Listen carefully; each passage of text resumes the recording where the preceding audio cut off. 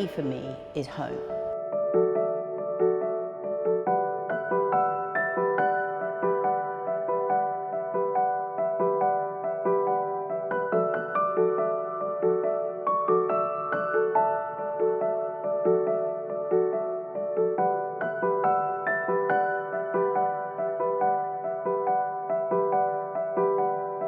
Well, I didn't grow up in the UK. My father worked for the UK's Foreign Aid Bureau, and so he was a specialist in agriculture. So I grew up in Africa, in Nigeria, mainly in Nigeria, but a little bit of time in Tanzania, and a little bit of time actually in Asia, in Nepal, in Kathmandu. It was great until I was about 8, because I was homeschooled by my mum.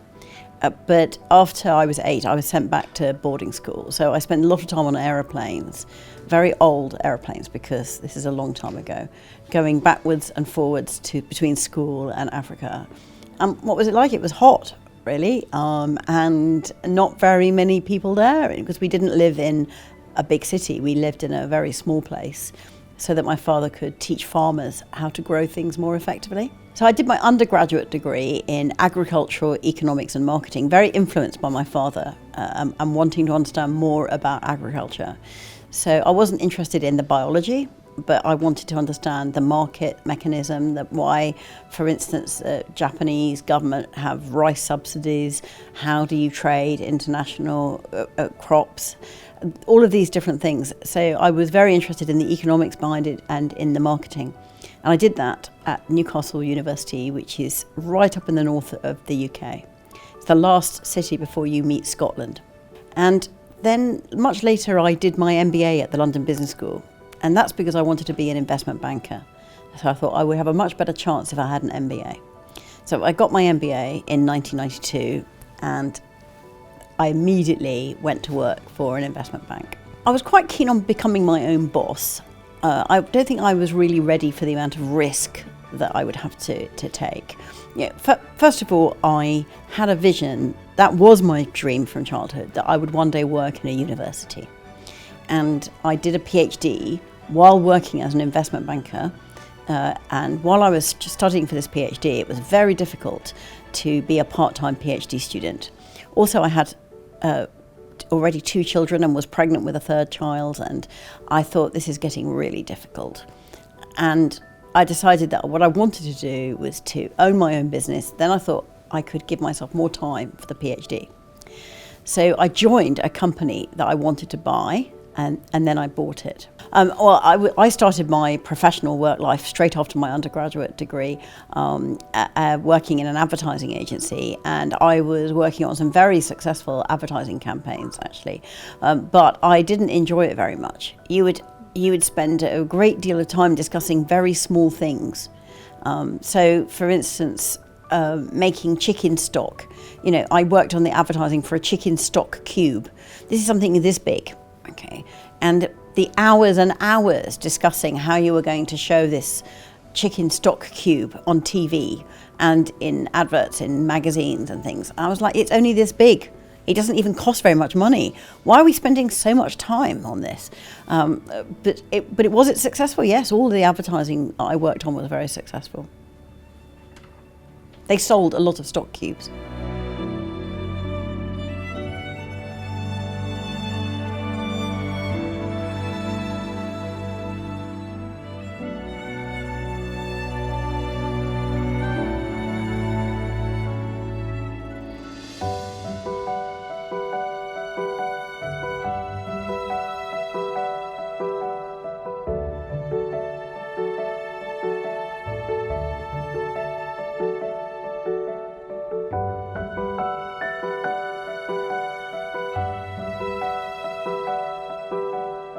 My first visit to the UAE was in 1994, 95, something like this. I was visiting the Abu Dhabi Investment Authority in Abu Dhabi. They had already an office there. I think it was just about the only office building, I seem to remember, in the Corniche. It was very, very small. Abu Dhabi was very small. And I do remember that there weren't very many hotels and there weren't very many restaurants. And I didn't get to Dubai at all.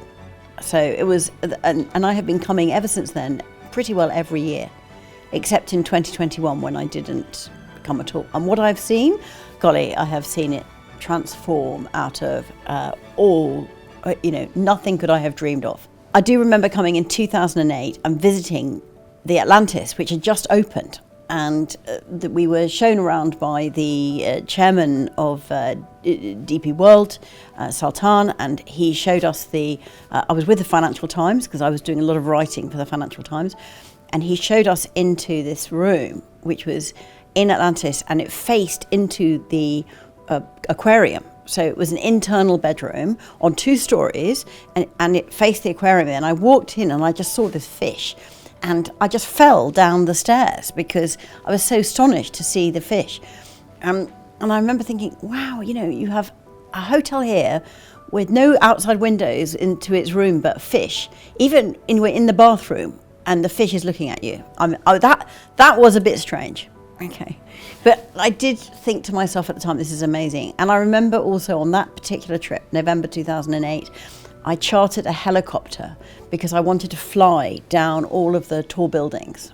And, this is when, of course, there weren't that many really. 2008, there were the Sheikh Zayed Road was going up, but there wasn't a great deal of tall buildings around.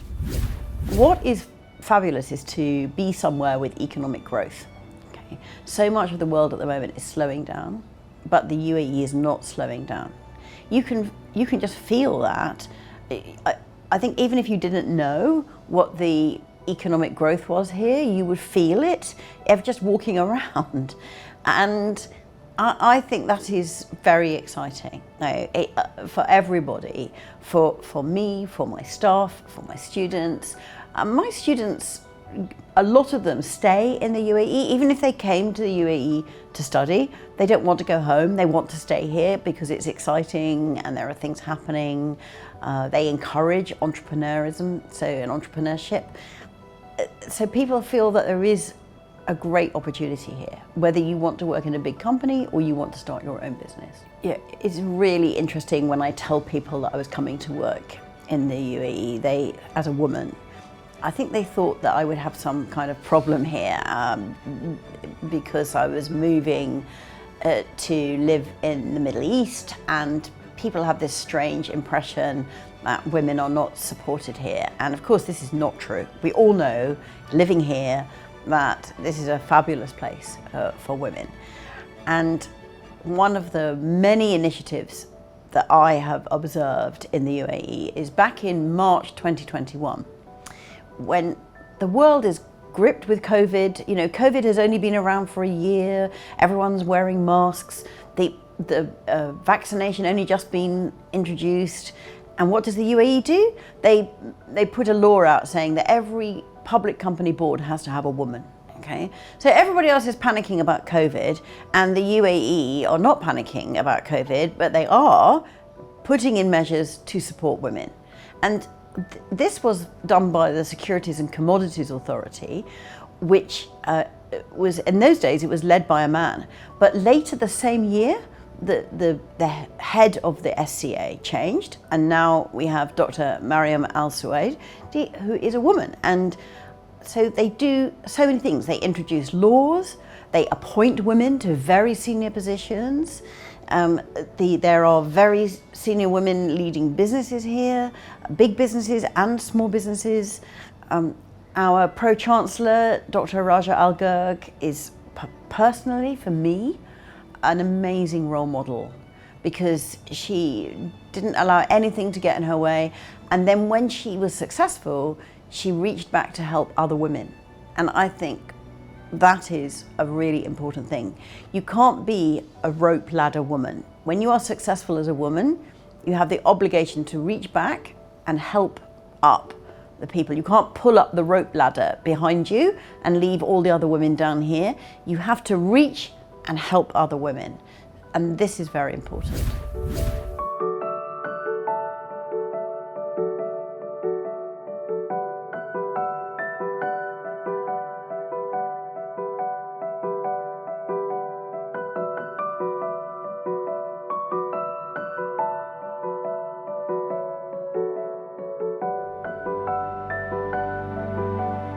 Well, all investment from outside the UAE into the UAE is made much easier by a very strong government. And this is really fantastic, because if you have certainty, so all business hates uncertainty, okay? And here, people make the laws and then they don't change them. They introduce new laws, but they stay for a long time. They also set a long-term objective for the country. We have all these very long-term national objectives. They don't change, they set them. So you know what the country wants investment in. You understand the government. It's really good to have this level of certainty. So if you compare this to the UK, the government have changed their mind about 4 times in the last 2 years on the subject of student visas. Here, they haven't changed their mind at all. So we actually invested £110 million in the new building where you see me at work, and this is a 10-year lease and a $20 million US dollar fit out. And we felt very confident to invest this money in the UAE because we knew there was a strong government, and that we knew there was certainty about the environment that we were coming to invest in. And we've been here for 20 years. We invested in this country in 2005. So it's not like this is a recent thing. Well, there's a very good regulatory landscape for a start. There's the Ministry of Education have a commission of academic accreditation that makes sure that there is consistent quality across the higher education landscape. This is very helpful because it sets a good standard for everybody. Not every university is accredited. We have our institutional accreditation, and we are going through our program accreditation, but it's a very good standard. It sets very strong standards. The other thing is they clearly signal what is important for the country. So we know that artificial intelligence is a priority for the country. We know that energy transition is a priority for the country. So for higher education, we know what degrees they would like us to offer. It's very clear signalling. This is very helpful, really for anyone, not just higher education. In my case, the safety and security in the UAE is very helpful attracting students. I mean, you could say that a student is an investor because they're paying for their education and they are paying for it in the UAE. And we knew, investing here, we knew that we would continue to attract students. So we felt safe investing here because our students would be safe. Interestingly, about 65% of our students come from the UAE. They grew up in the UAE. They're not, obviously, very many of them UAE nationals, but they grew up here, went to school here, and they come to university with me. But 35% are from outside the UAE, and they want to come here because it is safe. And actually, can I tell you, especially girls, parents feel safe sending their girls particularly to study here. And it's an Islamic country. There's a strong Islamic culture. If you are raising a daughter in a different country as a Muslim, this is a very safe place to send her to study. When I came here to the UAE, the job I have now, which is the best job in the world, I am the Provost and Vice Principal of Heriot University's Dubai campus. I lead 5,000 students and about 300 staff. Yes, so as well as my job here, which is a full-time job, I should also explain that my job is to oversee this campus, but I'm also a member of the 12-person university executive, and so I'm also responsible for running the whole university. Everything, Scotland, Malaysia.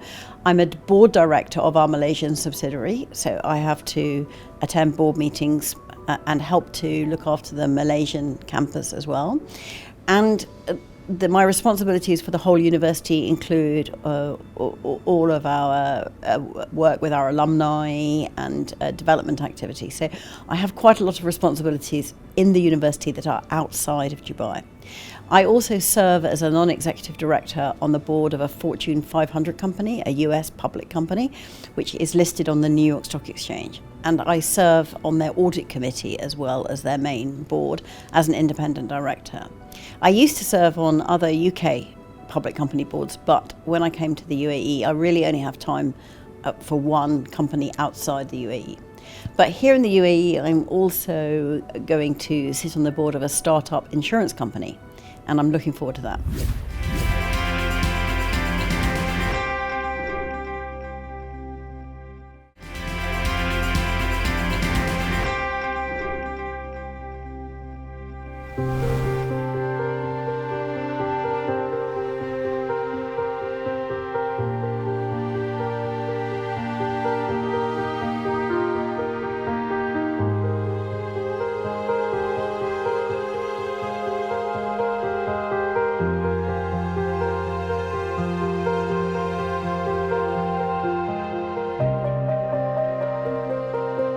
I think all kinds of businesses are really important, and family businesses are great because they have long-serving continuity. You know, the thing about family businesses is they're not out to make a quick buck. They're not out to make the quick profit. You know, they're thinking of the next generation and the next generation. I serve on the board of a US public company that's listed on the New York Stock Exchange. I'm an independent director, and the company is, although it's a public company, it's owned, majority owned by an Italian family, by their family business. And I look at this Italian family, they are many generations of the family now, and they are always thinking about the next generation and the next generation. So they invest for the long term. They don't invest to make the quick money. And I think that's tremendous, because if you invest for the long term, you're investing in the future. My family are really everything. They are my best friends, and my granddaughter is just delightful. I was not a natural mother. I was not one of these mothers that wanted to stay at home with the family. So I think I got better at being a mother as they got older. I was better when they needed help with their homework. That was maths homework. That was my kind of thing. And now my oldest son is an entrepreneur, and he sends me his cash flow forecasts to review. I'm much happier looking at a cash flow forecast for my children than I ever was at changing a nappy. Okay, so I'm much happier being an accountant, because I'm also a chartered accountant. I'm much happier being an accountant than changing a nappy. But my children are really everything. They give me all my inspiration. My granddaughter, of course, I can spoil her because I can give her back afterwards. It's not my problem day to day, you know. But my children, you know, I learned a very important lesson.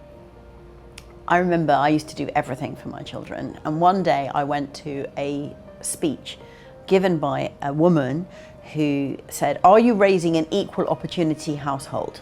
She said, "Are you doing everything? If you have sons, are you doing everything for them? Because if you do everything for them, they will expect their wives to do everything for them." So I went home. I was like, okay, no more laundry fairy, okay? I am not collecting your laundry from your room anymore. I am not packing the dishwasher anymore. I am not putting, and my children, I realized, they did not even know the difference between the washing machine and the tumble dryer. So this is shocking to me, and I realized it was all my fault, because I had been clearing away their laundry, cooking the food, and so from that day we stopped. And then they had to learn to cook, and they had to learn to do laundry, and they had to learn to stack the dishwasher, clean the toilet. I taught them everything. I never involve my family in decisions about my work, because they haven't got the first clue what it's like to run a university. And even when I was an entrepreneur, honestly, my family took no interest in my business. And so I never involved them in discussions. If they had been interested, sure, okay. But in the end, I gifted my business to my staff. In order to leave my business and join the university, I had a choice. I could sell it to somebody else, I could sell it to the staff, or I could give it to the staff. And I literally gifted my business to my staff because I would have struggled to sell it quickly. It would have been a slow process, and I wanted to become an academic quickly. So I gifted it to my staff. And my staff, I really did involve in my decisions. And also, my staff now at the university, I consult very widely in my decision making. But ultimately, the decision is mine. I'll tell you something else about my personal leadership style. For every decision, I only have two approaches. Okay. Either I already know the decision, in which case I'm not going to pretend that it's open for debate.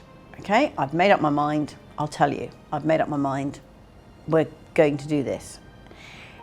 Or I haven't made up my mind, in which case I will also be honest. Look, I don't know which one I'm going to do here, don't know which decision, what do you think? But I'm not going to ask you for your opinion if I've already made the decision. This is a waste of everybody's time. So when I was 25, I tried flying. I didn't enjoy it because too many dimensions. I'm much happier in a car, on the ground, flat. And then when I was 46, I felt differently about it. After this, someone gave me this lift, and I thought, this is really a great way to travel. I need to learn. I need to overcome my fear of 3 dimensions, and I need to learn. And then, first time I flew by myself, I told you I was very scared. But when I fly with my children a lot. Well, I'll tell you, my son, my youngest son, when he was with me once in the plane, the GPS failed. I think it failed because we lost the signals, or I think maybe my phone battery ran out. And he was shocked. Mum, the GPS has failed. How will we know where we're going? And I said, well, get the map from the behind us. And he said, what map? What is a map? He'd never, ever grown up with a map. All his life, he could only remember using a phone. And look, let me show you. This is an aviation chart. Actually, this is an aviation chart from somewhere in England. But you can see from here, there's lots of things marked where you mustn't go, where there are airports. There's lots of lines telling you what. But you literally, when you are lost, and I've been lost in an airplane. Okay, I have been sometimes so lost in an airplane that I have flown down close to the road to see the signs, because you can fly down to 500 feet, and at 500 feet I can read the signs on the Sheikh Zayed Road or the signs in the UK. You know. But you look out the window and it says here there is a power station. So you look out the window, oh, there's a power station. This is why you need to learn to read a map, and everybody should learn to read a map, in my view. Yeah.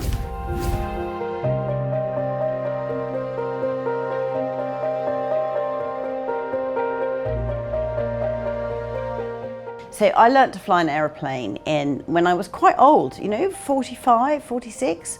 I mean, this was quite late to learn to fly an aeroplane.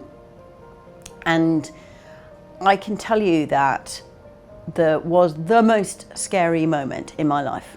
Okay, so probably after this, the second most scary moment was when I had my first baby. Because when you have your first baby, they give you a baby. It doesn't come with any instruction manual. It doesn't come with any details, how to feed, and you've got this real live baby that you have to look after. But after this, the scary thing was in an airplane. The first time that I went up in an airplane with nobody else with me, solo, and you look down and you think, I have to get back down there, no help. This was so scary. In my mind now, I can immediately remember this. It was very good because when you learn to fly a plane, it was a very stressful time at work. It was during the recession, 2008, 9, 10. And I don't know if you remember, this was a very difficult time in the UAE as well. There was a lot of businesses went bust. I was an entrepreneur. I had my own business. I had to keep it going. I had founded a charity to help people get jobs. I had to keep that going, and it was really stressful. So I thought I would learn to fly, then I would not think about anything except flying. When you are in an aeroplane up there, you cannot think about anything other than safety and how are you going to get back down again. And so it was very relaxing because you can't stress about the work, the charity, anything. You just focus on flying safely and arriving back on the ground. I was offered a lift to an event. I was invited to a dinner in the north of England, actually to go shooting. And I was invited to go shooting, and then somebody offered me a lift in their plane. Now, I was expecting to drive, and it would be 5 hours to drive. And we got in the plane, it took 1 hour. 1 hour. And also, there was no roundabouts, no traffic lights, no speed restrictions. We just took off, we went in a straight line, we come down again. Amazing. I was thinking, I can do this. This is a great way to travel. I need to learn to travel like this. Well, the first time I was by myself. The first time in a plane, actually, I did try and learn when I was in my 20s, when I was 25. And I didn't enjoy it because unlike a car, in a car, you are driving, you drive forwards or backwards, left or right. Okay, so you are in 2 dimensions. In a plane, you're in 3 dimensions. You have to always make 3 decisions, left or right, up or down, but also you have the tilt as well. So you have 3 dimensions. It's very, very strange. And at 25 years old, I just thought, this is too strange. I'm not doing this. It's out of my comfort zone. I'm not doing this.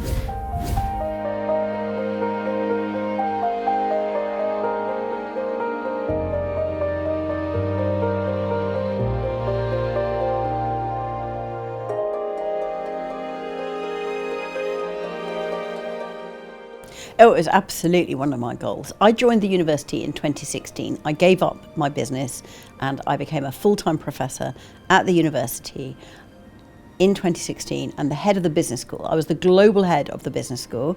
And one of the first things I did was come to the UAE to see the business school here, because we had set up as a university here in 2005.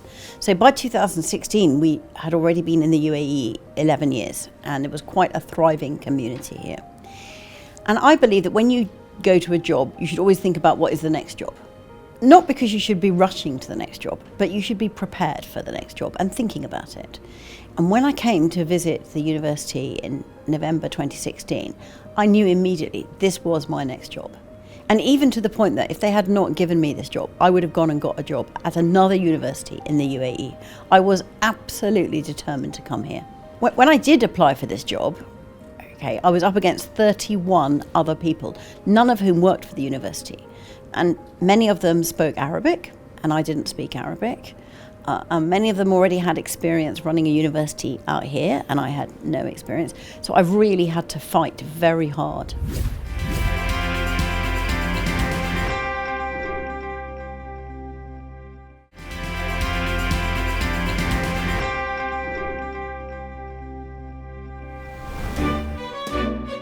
Professor Dame Heather McGregor for services to education, to business and to heritage in Scotland.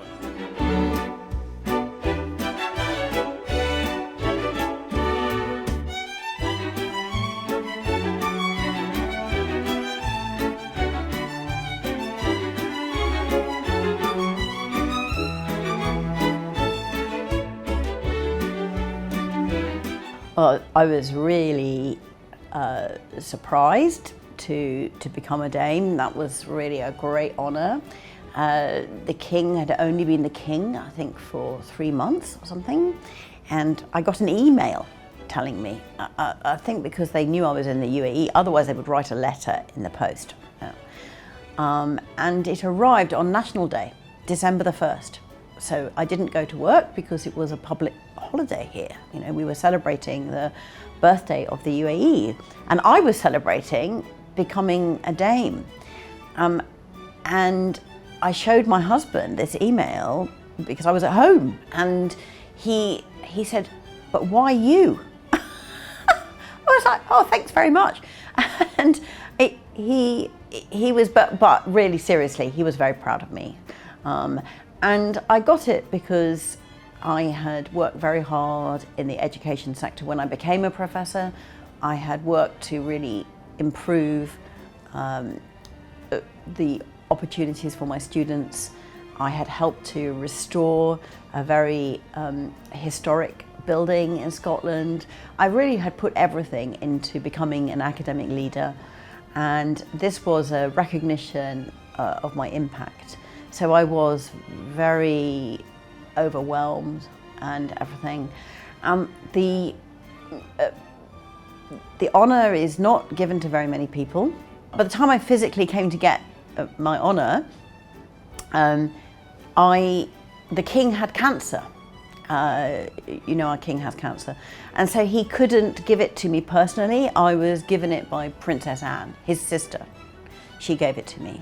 And I asked to receive it in Scotland because I was being honoured for things in Scotland. So I went to the palace in Scotland and received it.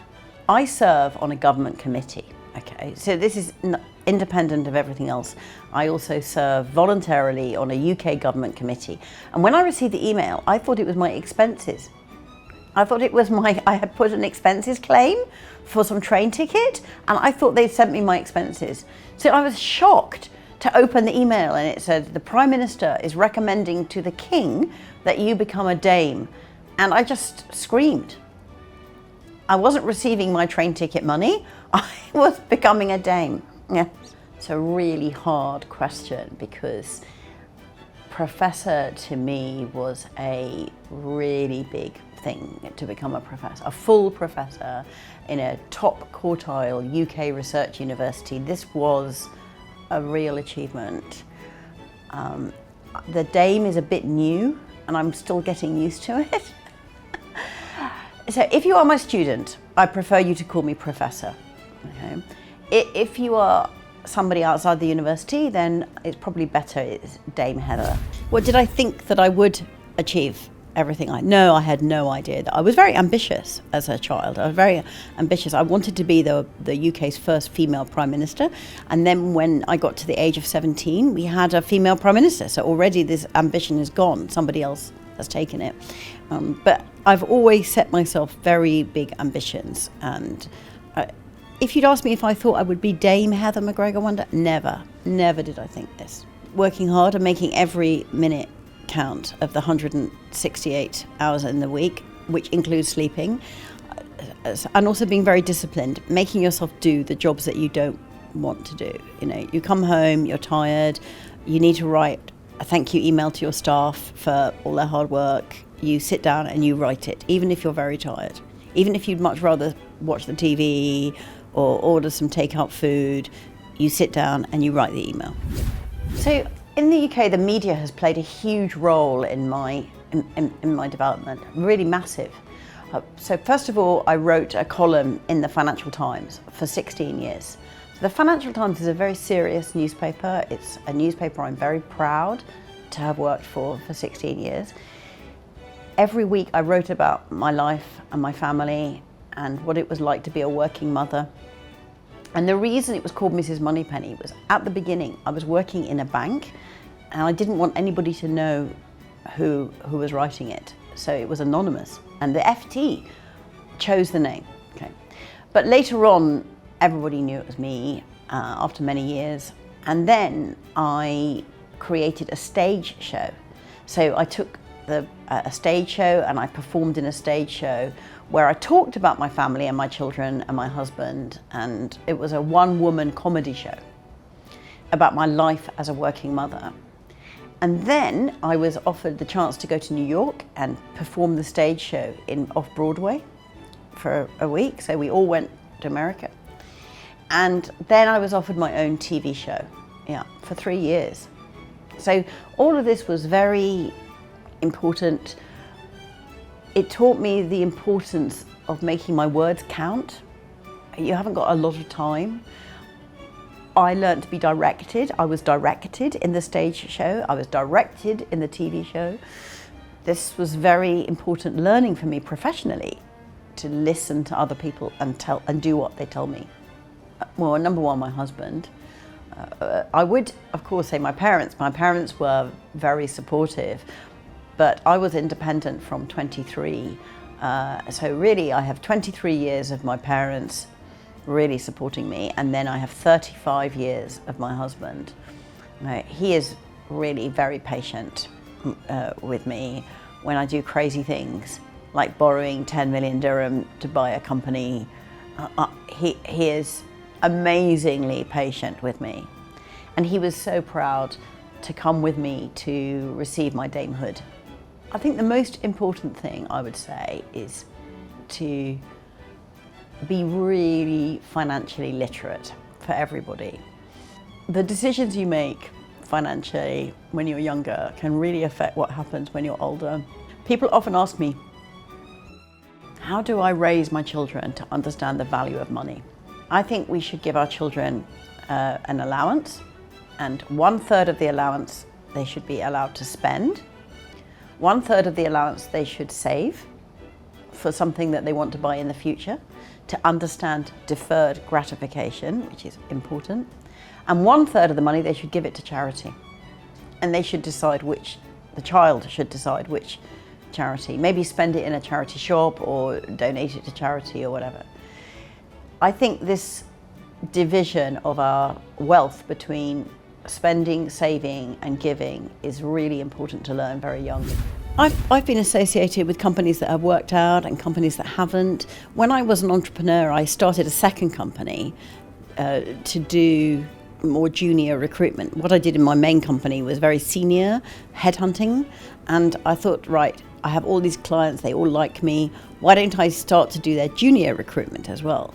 But actually that was very confusing for them. They were used to me doing all of their very senior work, and they didn't understand the junior work. They wanted to pay very little money for that. They saw me as a very senior recruiter. So I've been very happy with a lot of the things that I've done over the years, but there have been failures as well. When I was an entrepreneur, I was a very senior level executive search company, and I thought I would set up a junior company to do junior recruitment.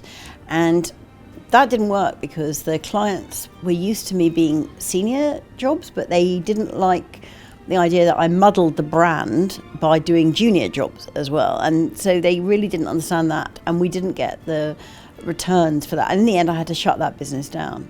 So it's not always that everything I do is successful, but I learn from the things that I don't do well, and I make sure I fail fast.